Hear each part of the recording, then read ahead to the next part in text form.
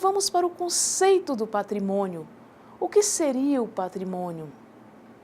O patrimônio é um conjunto de bens, direitos e obrigações e estão vinculados, ou seja, estão ligados a uma pessoa ou uma entidade. Portanto, é o objeto de estudo da contabilidade. Se não houver patrimônio, caros cursistas, vamos estudar o que numa empresa? Sem ela não é possível fazer o estudo. Dessa forma, do ponto de vista contábil ou do ponto de vista da contabilidade, aqui são considerados apenas os bens, direitos e obrigações que podem ser avaliados em moeda, em dinheiro. E o que são bens? Bens é tudo que possui valor econômico e que pode ser convertido em dinheiro. São as coisas úteis, aquelas capazes de satisfazer as necessidades das pessoas e também das empresas. Os bens são divididos em bens móveis, que podem ser removidos sem dano, como dinheiro, veículos, máquinas, animais, móveis e utensílios. E bens imóveis, que não podem ser retirados do seu lugar natural, como árvores, edifícios, terrenos e construções. Bens tangíveis, que são chamados de bens corpóreos, parte física.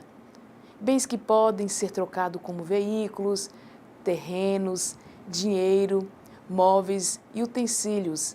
E estoques.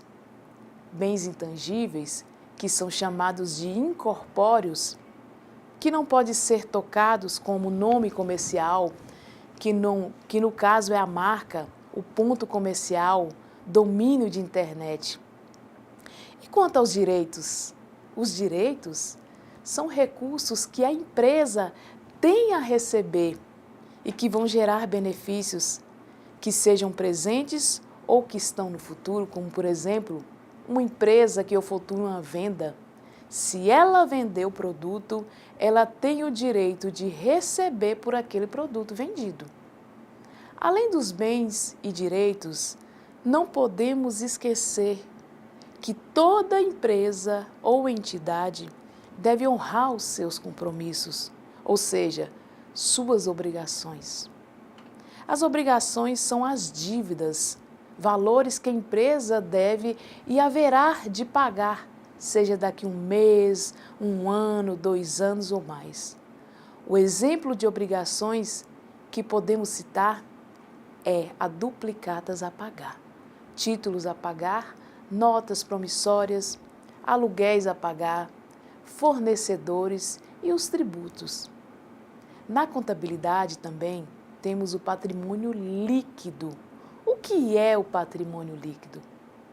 No balanço patrimonial, estamos falando de um dos conceitos mais importantes de uma empresa, porque ele nos mostra as contas e essas contas nos apontam o valor contábil de uma entidade. E quando falamos em valor contábil, estamos falando, por exemplo, de um valor de um veículo, valor que temos em caixa, valor da conta bancária. Sendo assim, levarão em consideração capital social, lucros acumulados, fluxos de caixa, entre outros. Simplificando, o patrimônio líquido é o resultado da diferença entre valores do ativo e do passivo de uma entidade. Digamos que você tenha um ativo, bens e direitos, de 10 mil e um passivo, obrigações, de 5 mil. Neste caso, seu patrimônio líquido é de 5 mil. Vamos ver o exemplo aqui no slide para que vocês possam entender melhor o que está sendo falado com relação ao patrimônio líquido. Vamos ver um exemplo no slide para que vocês possam entender melhor o que está sendo falado com relação ao patrimônio líquido. Como vocês podem visualizar, aqui temos uma representação de uma estrutura de um balanço patrimonial.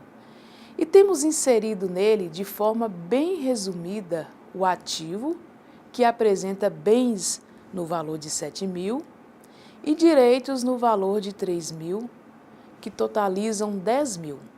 Do outro lado, nós temos o passivo, que apresenta as obrigações no valor de 5.000 e, portanto, o próprio patrimônio terá o valor de 5.000, que totalizam também em 10.000.